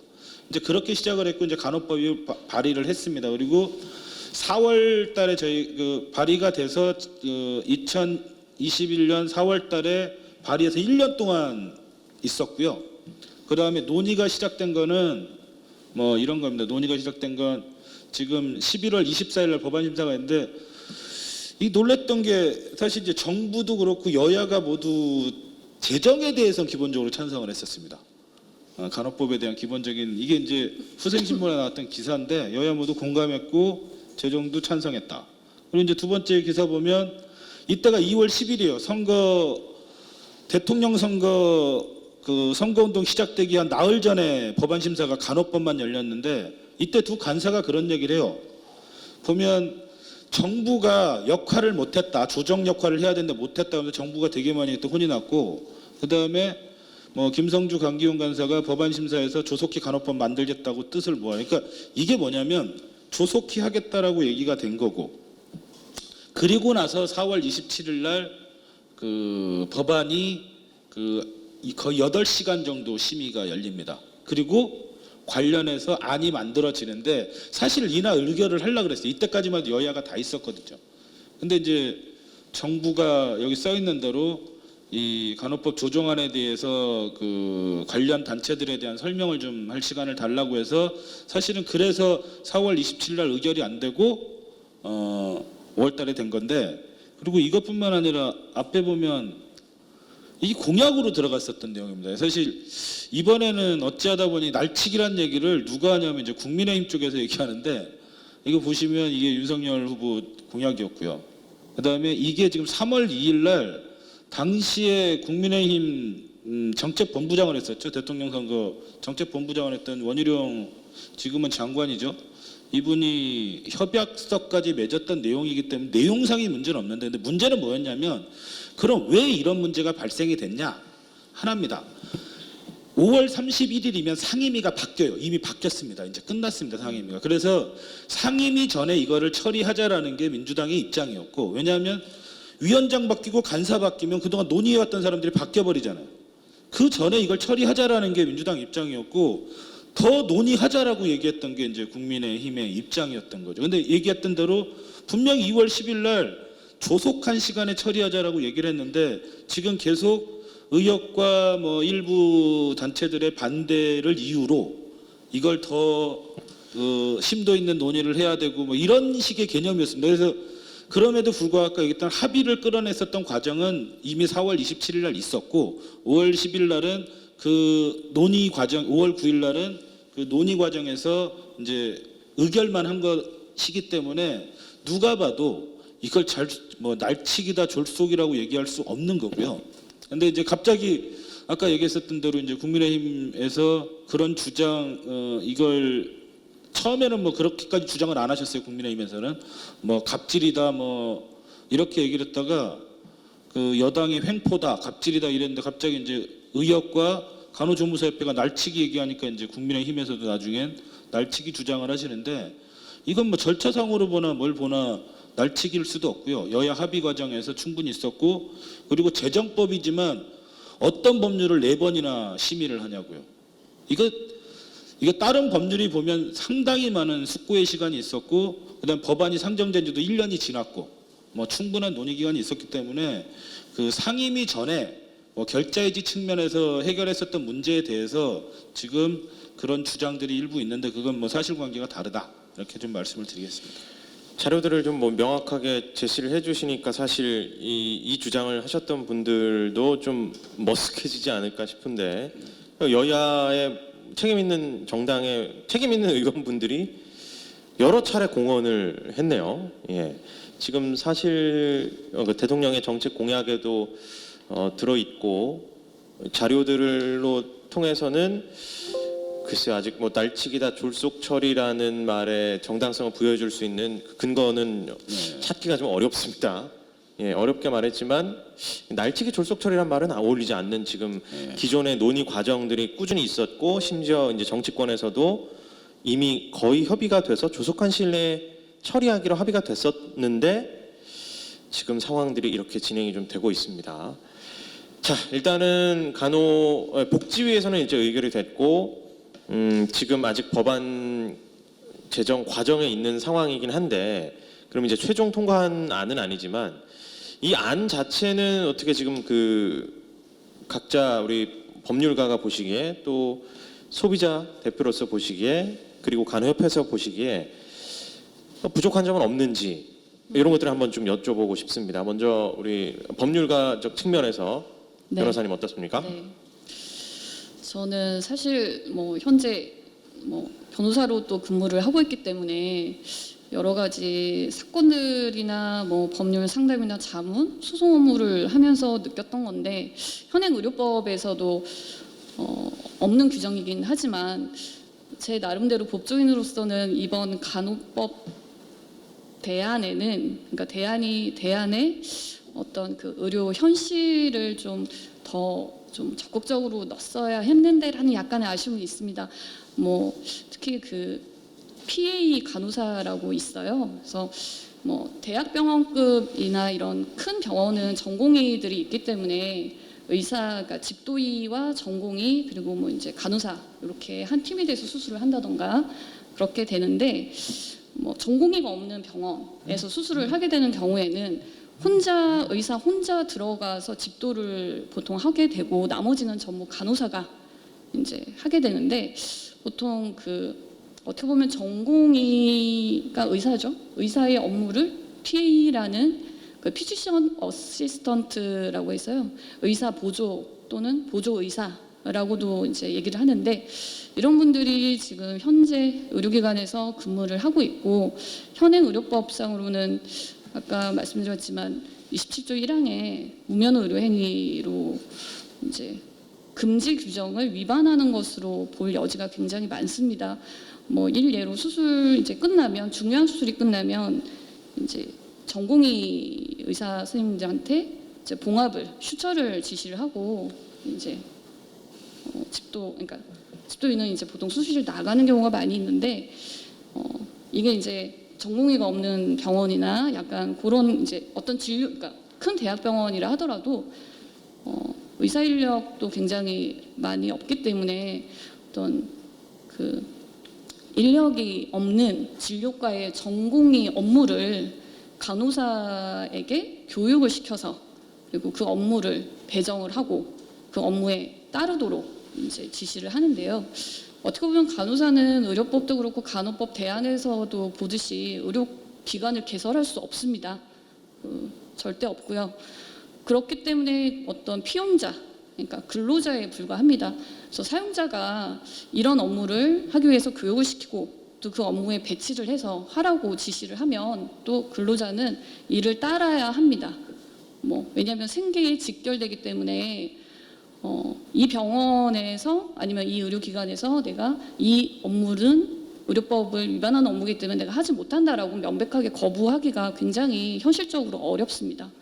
그런 부분들을 이제 법률 상담이나 자문하고 형사 사건화가 됐을 때 또 변론할 때 제가 할 수 있는 거는 진료보조, 의사의 지도 하에 진료보조 행위로 이루어진 것이다라고는 하지만 굉장히 위중한 환자에게 그리고 국민에게 굉장히 건강상 위해를 또 줄 수 있는 의료 행위의 수준이라고 한다면 무면허 의료 행위에 또 인정되면 또 부득이 의료법 위반 5년 이하의 징역 또는 5천만 원 이하의 벌금에 처해지고 또 유죄가 확정되면 간호사 면허가 3개월간 정지됩니다. 그러니까 3개월간 간호사로 업무를 못하기 때문에 결국 생계에도 직격탄을 맞게 되겠죠. 병원에서 계속 근무를 못하는 경우가 생기기 때문에 그런 부분이 진짜 그 PA 간호사가 굉장히 오래됐거든요. 우리나라에서 이제 갑자기 생긴 게 아니라 10년 이상 됐다고 보고 있고 또 그런 업무에 또 처해지는 간호사들도 굉장히 또 급여는 또 그 업무와 관련해서는 또 간호사 업무, 그러니까 간호사 급여로 보통 다 인정이 되기 때문에 그러니까 비슷한 수준으로 그러니까 그런 것들도 다 인정받지 못하고 있고 위험은 위험대로 부담을 하면서 뭔가 이게 법적으로 의료법에서도 마찬가지지만 간호법 대안에서도 이런 부분은 그 간호사의 업무 범위를 규정하는 그런 부분에서 좀 이런 부분이 좀 규정이 안 된 부분이 조금 제가 그 현장에서 이제 직접 그런 분들하고 이제 상담하고 어떤 그 어떻게 변호를 해야 될지 전략을 짤 때 굉장히 좀 어려웠는데 약간 그렇습니다. 그러니까 우리가 사실 일반인은 잘 모를 수 있는 영역이긴 한데 의사 인력 부족으로 그 공백을 이제 숙련된 간호사가 종종 메우는 경우가 있는데 그게 이제 병원에서는 이제 지시로 그렇게 하는 건데 이게 어떤 때는 불법이 되기도 하고 아니면 내가 합법이라는 거를 법적으로 다퉈서 이걸 증명해야 되는 그런 상황들이 발생한다는 거잖아요. 엄청난 병원에서 시킨 건데, 그죠? 엄청난 네. 소송 비용이 업무 들어갑니다. 지시를 한 건데. 네. 그것을 증명하기 아하. 위해서도 변호사 비용이라든지 또 엄청난 시간을 투자해야 되고 본업을 제대로 하지 못하는 그 기간이 또 생깁니다. 근데 이제 이 PA가 사실 이제 알게 모르게 있던 상황이고 명백하게 있다라고 얘기하는 상황이 아니어서 이게 지금 간호법에도 반영은 안 돼 있다는 얘기인가요? 그 PA 간호사들이 그러니까 현장에서는 지금 이렇게 PA 간호사들이 업무를 하고 있는데 실질적으로는 그렇죠. 있는데 있는데 그것을 이제 법률에 담지 못하고 있는 의료법에 있어서 따르자면 없어야 되는 그렇죠. 상황인 거네요. 의료법에 대해서는 아하. PA 간호사를 만들면 안 됩니다. 지금 만들어서는 안 네네. 되고 그냥 의료 공백이 있으면 공백이 있는 대로 운영을 할 수밖에 없는데 그건 진짜 힘들죠. 뭐 그 집도의의 지시에 따라서 그렇게 했던 분은 너무 억울할 수밖에 네, 그렇죠. 없겠네요. 예, 그런 네. 상황들이 지금 제대로 된 법 제정이 이루어지지 않음으로써 발생하는 네. 직접적인 계속 나고 있는 피해 상황이겠네요. 네. 예, 역시 이제 케이스가 있다 보니까 확실하게 이제 말씀을 네. 주시는데 조현미 대표님께도 좀 여쭤보겠습니다. 일단 뭐 간호법은 국민 건강 증진을 위해서 소비자가 어떤 그 훨씬 더 질 높은 의료 서비스를 받기 위한 이제 법안이다라고 하는데 거기에 조금 더 보충해야 될 부분들이 있을까요? 이제 사실 이거는 처음에 요양보호사 관련된 내용들이 이제 간호법에 포함이 되어 있었는데 마이크 좀 예. 그 원래 간호법에는 요양보호사를 포함해서 그 지역사회 전체의 그 간호 돌봄 체계를 죄송합니다. 마련하는 이런 법안이었는데 이제 논의 과정에서 이제 요양보호사 부분은 지금 빠진 걸로 그렇게 되어 있어요. 근데 사실 그 요양보호사도 노인 장기 요양보험에서 여러 가지 시설에 그 역할들을 할 수 있도록 그 활동 인력이 지금 배정돼 있고 또 의료기관에서도 지금 이제 통합 그 간호 간병 통합 서비스 같은 걸 하면서 간호사, 간호조무사 또 이런 간병 인력들이 같이 의료기관에서도 환자를 돌보는 이제 그런 역할들을 하고 있기 때문에 사실 이 인력을 포함해서 간호법 체계가 다뤄져야 되는 게 맞는 건데 이제 여러 가지 논의 과정에서 아마 조금 변화가 좀 있게 되는 것 같습니다. 근데 저희 특히 이제 소비자 쪽에서 가장 중요한 최근의 이슈나 핵심적인 관심은 이제 코로나 이후에도 그렇지만 이 돌봄의 문제를 어떻게 해결할 거냐라고 하는 게 지금 굉장히 중요한 화두로 되어 있습니다. 그래서 이 문제를 해결하기 위해서 관련된 인력들이 또 필요한 인력을 새로 만들어지기도 하고 또 더 많은 그 양적으로 증가돼야 되는 인력은 양적으로 더 증가하고 체계를 그 돌봄 체계를 새롭게 구축하는 이 과제가 사회적으로 굉장히 시급하고도 중요한 과제라고 생각하기 때문에 그와 관련된 여러 인력들이 간호법이라고 하는 체계 속에서 포괄되기를 바라는데 이제 그 부분이 조금 이제 아쉽다. 예, 그런 네. 생각이 좀 듭니다. 아마 이제 김원일 자문위원님께 여쭤보면 될 것 같은데 혹시 이제 이런 그 피해 문제나 뭐 요양보호사 관련한 그 간호돌봄 체계에 관련한 내용들도 간호법에 애초에 담겼는데 빠진 건가요? 아니면은 조금 더 앞으로 나아갈 때 보충해야 될 부분이라고 생각하시나요? 담았다고 생각을 했는데요. 해석을 그렇게 안 하더라고요. 그러니까 이제 간호법에 담을 때 의사, 치과의사, 한의사 지도 또는 처방하에 환자 진료에 필요한 업무라는 걸로 이제 처음에 담았습니다. 그래서 의사가 지도하고 처방했으면 그거에 의해서 수행된 간호사 업무에 대한 책임 소재는 처방과 지도한 사람에게 있다라는 걸 좀 명확하게 썼다라고 생각을 했는데 문제는 이제 국회 검토 보고서에서 그렇지 않다는 거예요. 그 얘기나 진료 보조나 별 다르지 않다라고 얘기를 해서 사실은 이번에 그 간호법 논의 과정에서 그런 방법이 없겠다. 방법은 이 업무 범위를 명확하게 정할 수밖에 없겠다. 그래서 진료의 보조가 됐든 환자 진료에 필요한 업무가 됐든 간에 보건복지부령으로 그 예측 가능한 범위 내에서 좀 명확하게 일부를 좀 정하자. 왜냐하면 의료행위가 하도 많으니까 이걸 다 정할 수는 없어요. 정할 수는 없지만 가이드라인이라도 좀 만들자라고 했는데 이게 논의 과정에서 이제 배제가 됐죠. 그러니까 저는 사실 이건 사실 간호법만의 문제는 아닙니다. 현재 의료법상 왜냐하면 지금 얘기했던 대로 진료 PA라고 얘기했던 분들은 의료기관에서만 일하기 때문에 의료법의 문제이기도 해요.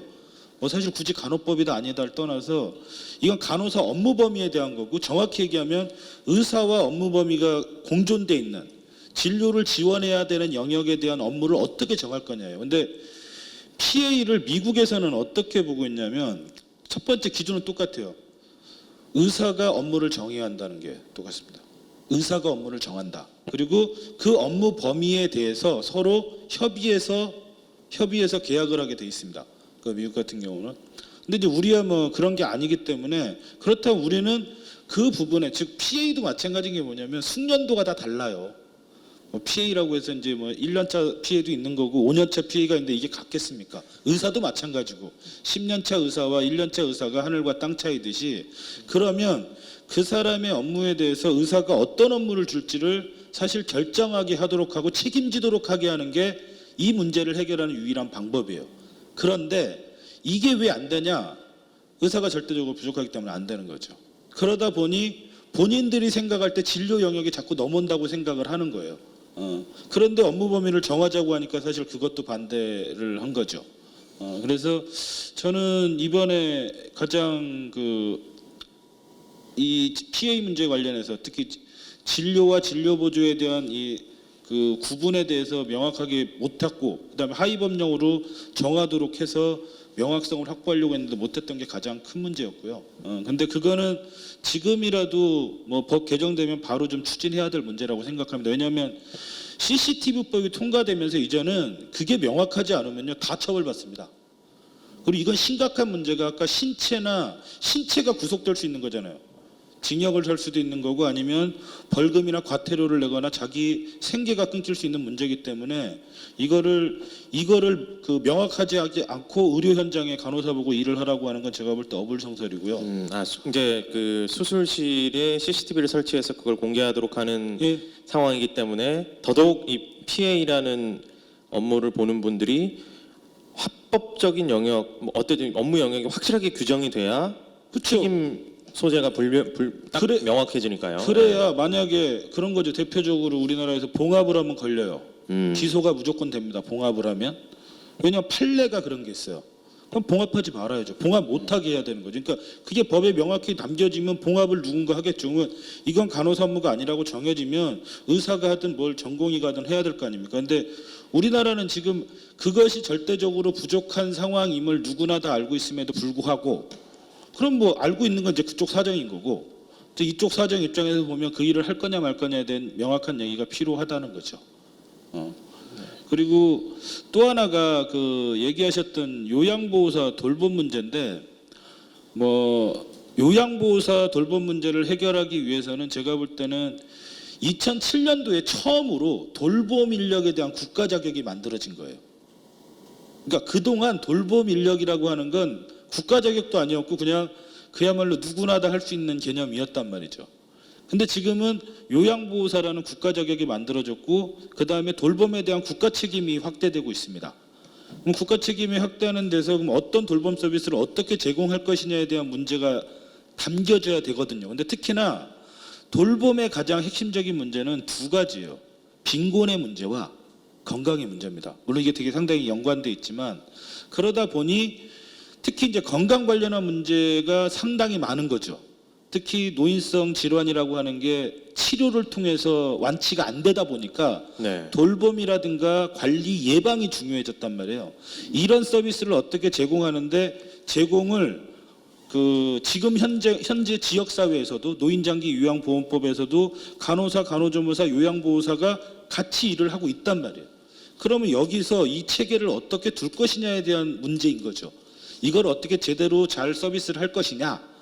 그럼 이 3자가 잘 연계해서 업무 체계를 두자라는 게 사실 이번에 네. 관련된 조항이었었는데 뭐 이걸 정말로 놀랍게도 돌봄과 보건의료는 별개다라는 주장을 하더라고요. 저는 이 주장에 대해서 굉장히 지금도 동의를 못 하겠는 게 아까 얘기했던 대로 돌봄이 필요한 분들의 대다수는 질병의 문제와 건강의 문제가 있기 때문에 돌봄을 요구하는 건데 그 돌봄의 문제에서 돌봄 인력을 빼버리겠다. 간호 인력은 보건의료 인력이기 때문에 돌봄을 제외하고 하겠다라는 방식은요. 기존에 있었던 다른 법률을 다 부정하는 행위하고 똑같습니다. 그러니까 노인장기 요양보험법에서 요양보호사와 간호사를 같이 일하게 하면 안 되는 거죠. 그런 상황이라면. 어쨌든 그렇기 때문에 저는 그 부분도 추후에 좀 보완돼야 된다 이렇게 생각을 하고 있습니다. 네. 마지막으로 지금 그 슬라이드에 보면 1962년 의료법에 따르면 간호원이 아니면 간호 업무를 행하지 못한다라는 얘기가 있는데 그렇다면 이게 의사는 또 간호를 못하는 거냐? 뭐 이런 또 오해들이 또 있는 것 같고요. 지금 73년 의료법에는 의료인도 면허된 의외의 의료 행위를 할 수 없다라고 돼 있는데 제가 이거는 우리 그 이슈 변호사님께 좀 여쭤봐야 되는데 저는 이제 이걸 보면서 이게 두 의미가 달라진 게 아니에요. 두 개가 똑같습니다. 그러니까 우리나라 의료법은 그 두 번에 걸친 전면 개정이 있었고요. 그 이후로는 그 부분 개정만 있었지 전면 개정이 없었어요. 근데 아까 얘기했었던 무면허자 의료 업무 금지 이게 조항이 처음 만들어진 게 1962년이에요. 그래서 저렇게 써 있습니다. 의사가 아니면 의료 뭐 이렇게 돼 있어요. 그리고 간호원이 아니면 당연히 간호 업무를 못 하죠. 그런데 이게 73년도에 이제 의료인으로 바뀌면서 무면허 의료행위 동일한 내용입니다. 내용은 의료행위와 업무는. 그래서 의료인도 즉 뭐냐 의사, 치과의사, 한의사, 간호사, 조산사도 자기 면허된 업무만 할 수 있다는 얘기예요. 면허된 이외의 의료행위 할 수 없다는 얘기는 업무 범위가 정해진 것만 할 수 있다는 거고 그렇다면 당연히 의사가 못 하는 거죠. 그래서 의대를 나와도 간호사 시험을 못 보는 겁니다. 그러니까 지금 그러면 이 얘기대로 하면 그러니까 어떤 뭐 그 업무에 있어서 의사가 상위 개념이고 하위 개념 이게 아니라 다른 영역이라는 거죠. 다르죠. 당연히 다르죠. 다른 전문 영역이라는 거죠. 그래서- 근데 의료법에서 의사에 대한 전문 영역들은 어느 정도 전반적으로 다 있지만 이 간호사의 전문 영역에 대한 규정이 불명확해서 지금 아니요. 규정이 있습니다. 지금 이걸 보시면 의사의 영역이 있고요. 간호사의 영역이 있어요. 근데 유일하게 지금 간호사와 의사 영역이 겹치는 게 진료 보조 영역입니다. 그러니까 진료를 지원하는 영역이 겹치는 거고, 근데 또 하나 이제 헷갈리는 게 그러니까 지금 의사, 간호사, 간호조무사 관계가 업무 관계가 되게 혼란스럽게 이해되잖아요. 근데 한 가지를 이해하시면 되게 편한 게 간호대학을 나오면 간호조무사 국가시험을 응시할 수 있습니다. 이건 뭐냐면 같은 틀 안에 있다는 얘기거든요. 그래서 지금 현행 의료법에도 간호대학 졸업자는 간호조무사 1520시간의 교육을 이수하지 않아도 시험을 볼 수 있어요. 왜냐하면 모든 게 간호 업무를 보조하도록 업무가 구성이 돼 있고 법적 지위도 그렇게 돼 있기 때문에. 그래서 지금 저기가 학과 과정에서 충분한 전문 지식을 습득했다고 보는 예, 거예요. 예. 그러니까 저렇게 표가 형성이 되는 거죠. 그래서 간호조무사가 의원급 의료기관에서 진료에 보조를 하지만 그것도 간호사의 업무 영역 중에 하나입니다. 그렇기 때문에 간호조무사는 간호의 한 부분으로 영역이 되지만 의사와 간호사는 일부 겹치긴 하지만 완전히 다른 영역이에요. 그러니까 의사가 간호사정이라든가 간호판단, 간호중재를 할 수 없단 말이죠. 배운 바도 없고. 근데 지금 되게 착각을 하는 게 일반적으로 우리 상식적으로 부모님들이나 아니면 간병인들이 간호를 한다라고 얘기를 해요. 그러니까 법적인 간호와 의료법상에서의 그냥 간호는 의료행위의 간호를 네네. 얘기하는 거고요. 우리가 통상적인 간병 또는 어머니나 보호자들이 하는 이것도 간호라고 얘기하지만 그 간호의 구분이 좀 다른 거죠. 그렇기 때문에 지금 그 가장 논란이 됐었던 의사가 간호를 하면 불법이라고라는 물음표를 던지는 거는 제가 볼 때는 지금 간호사 중에서 박사학위 소지자가 제가 알기로는 3만 명 이상 배출이 돼 있고요. 이미 학문 체제로서 자리가 잡혀 있고요. 그리고 면허를 줬으니까 지금 간호사가 의료기관에 의료인으로서 일하는 거 아니겠습니까? 그러니까 이런 말도 안 되는 주장들이 계속 나오고 있는 거예요. 그러니까 그러다 보니까 아까 얘기했던 이 국민들이 간호사의 업무에 대해서 되려 혼란을 갖게 조장했던 게 있죠. 그래서 그거를 좀 저는 이제 명확히 좀 할 필요가 있다 이렇게 생각을 네. 하고 있습니다.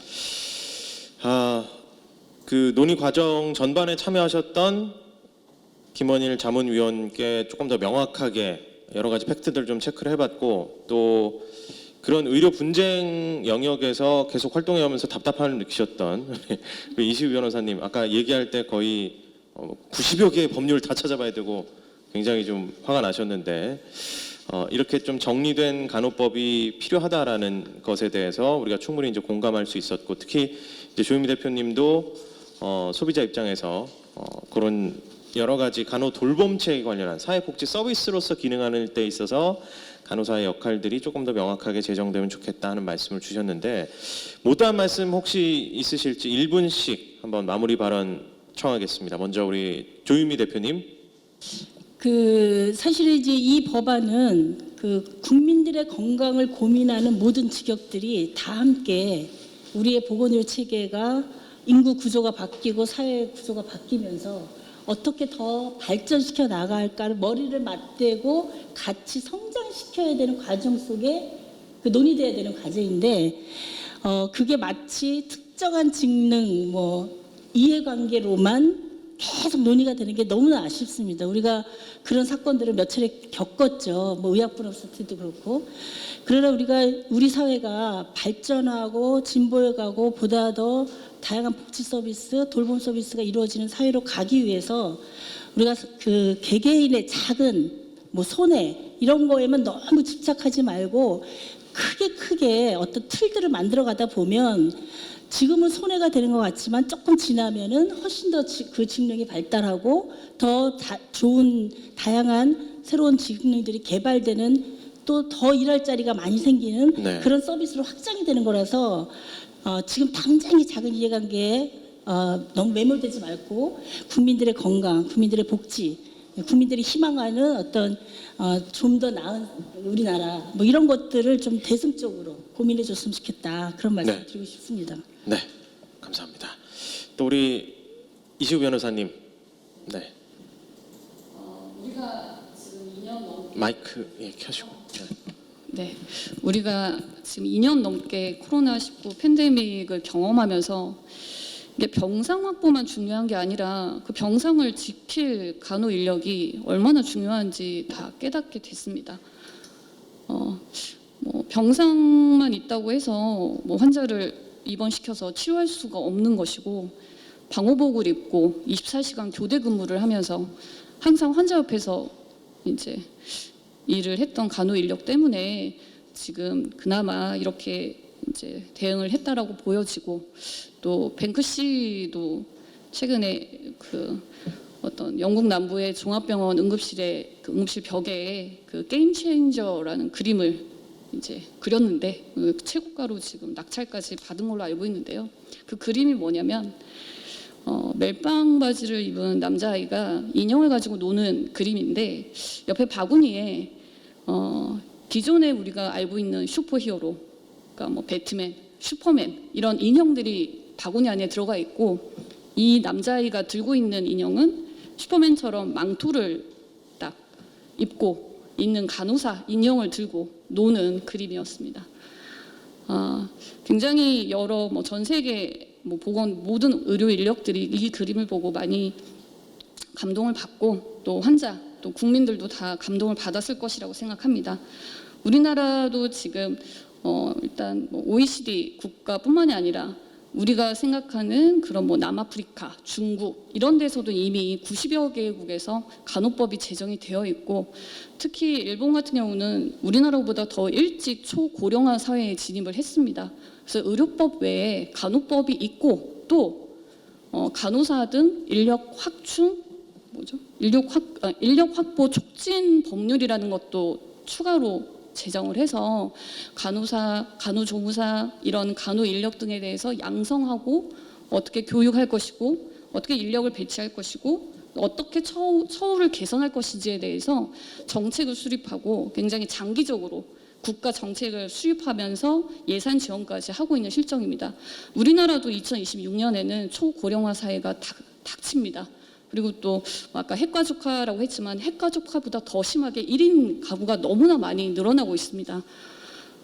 또 이렇게 되면은 노인 인구가 많아지면 치매 환자라든지 암 환자라든지 이런 만성질환 환자들은 그냥 평생 이 질환을 가져갈 수밖에 없고 이거는 이제 치료도 치료지만 네. 관리를 해야 되는 부분이 생기는 거죠.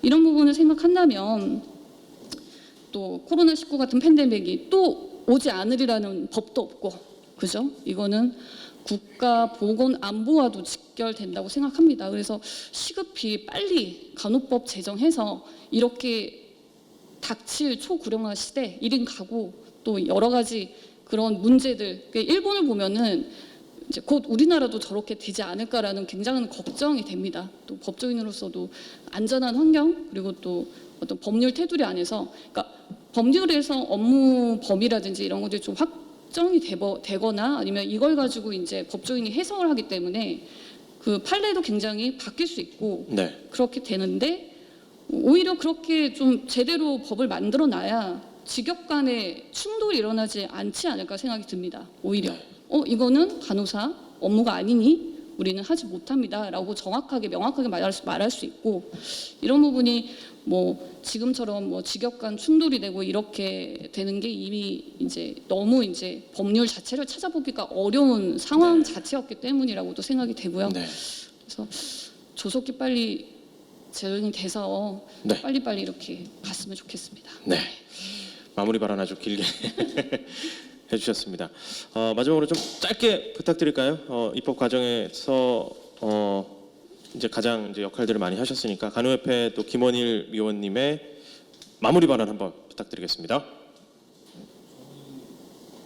저는 이제 간호법이 이제 절차적 문제만 남아서요. 법사위와 본회의에 이제 통과가 남아 있는데, 근데 문제는 앞으로도 계속 그 간호법에 관한 가짜 뉴스들이 계속 그 퍼질 거라고 생각을 합니다. 그래서 지금 저기도 잠깐 보시면 저게 의협에서 신문 광고, 의협이 아니죠. 보건의료 단체들에서 저 낸 건데 제가 아까 얘기했던 대로 모두 다 사실관계가 달라요.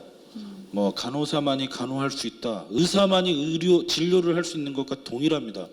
당연한 얘기를 그게 마치 문제가 되는 것처럼 주장을 하는 거고, 그래서 불법 의료인 것처럼 간호사만이 간호하는 거는 현행 의료법에서 의료법의 그 기본 룰인데 그게 불법 의료라면 의료법 자체가 붕괴돼야 되는 거죠. 근데 이제 저런 문제부터 시작을 해서 지금 앞으로도 그 뭐 이런 문제들, 특히 이제 뭐 간호조무사 문제들에 관련해서도 이런 주장들이 있어요. 그 뭐 간호사만의 보조 인력으로 고착화된다라든가 뭐 이런 문제들, 그리고 뭐 일자리를 빼앗긴다라는 문제들이 어떻게 논의되고 어떻게 풀어나가야 될 것인가는 저는 좀 그 언론이 역할을 좀 해야 된다고 봅니다. 언론이 지금 사실 사회적 책임이 되게 중요한데 우리나라 별로 안 묻고 있잖아요, 언론에 대해서. 좀 언론이 이런 문제를 보도하고 할 때도 기본적인 팩트 체크를 하면서 좀 보도하고, 그리고 이걸 좀 실제로 국민들의 알 권리를 충분히 충족시킬 만큼의 기본적인 좀 점검들을 하는 그런 것들을 좀 가졌으면 좋겠고, 앞으로도 좀 이런 자리들을 통해서 계속 그 잘못된 정보라든가, 특히 뭐 비판받을 게 있다면 당연히 바꿔야 되겠지만 잘못되거나 사실과 다른 주장에 대해서는 좀 바로잡는 그런 것들이 좀 앞으로 그 협회 차원뿐만 아니라 언론에 좀 그런 것도 좀 그 요구를 하고 싶은 걸 마지막으로 당부를 드리겠습니다. 네. 시사 포커스 TV 주관으로 간호법 왜 필요한가, 간호법 팩트 체크 시간을 가져봤는데요. 1257분의 시청자분도 함께 라이브로 해주셨습니다. 긴 시간 동안 활발하게 의견 나눠주신 세 분 전문가분들 감사드립니다. 결국 뭐 이 초고령화라는 그 인구 구조 변화에 따른 전반적인 우리 국민 건강에 관한 이야기이기 때문에 다 같이 잠재적 의료 소비자인 우리도 같이 고민해봐야 하는 문제가 아닌가 싶습니다. 긴 시간 함께해 주신 여러분 고맙습니다. 그리고 세 분의 패널 여러분 고생하셨습니다. 고맙습니다.